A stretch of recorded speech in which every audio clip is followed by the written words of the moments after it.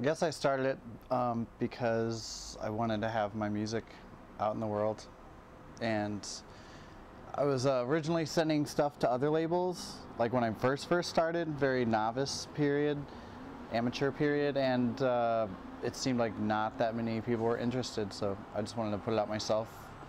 And as time sort of went on, other bands were interested in being on the label, and I liked working with other people, so it just kind of snowballed. Well, incidentally, the very first things I did were cassettes in like well, actually from the 80s in high school in other bands, and then even things with like Panicsville, I started putting cassettes out in like 91, 92. And but then I started moving into vinyl and CDs. It just seemed like a more serious format at the time, and like this is the mid-90s.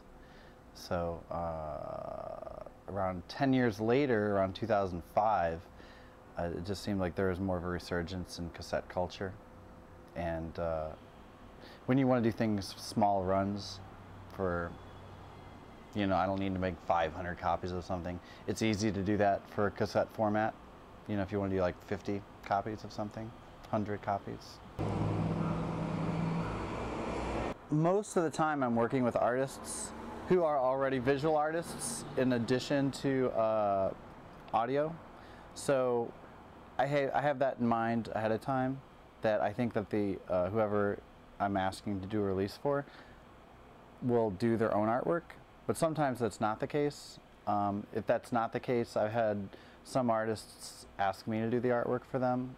Generally, I think about how the visuals are going to coalesce with the audio.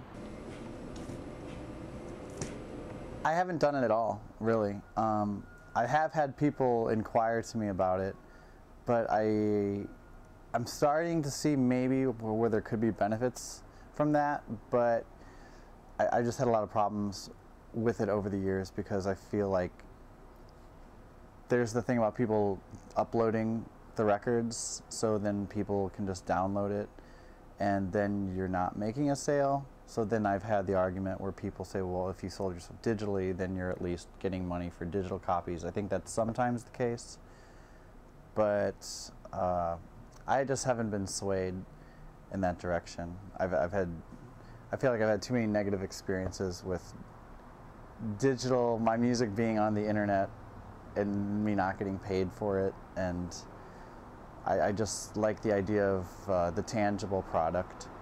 Because that's the other thing with digital, you don't even get like the artwork really. You're not, like a lot of my releases have to do with some sort of like physicality to the artwork or the packaging itself, and that's just a whole aspect to the release that isn't there on, say, a digital release.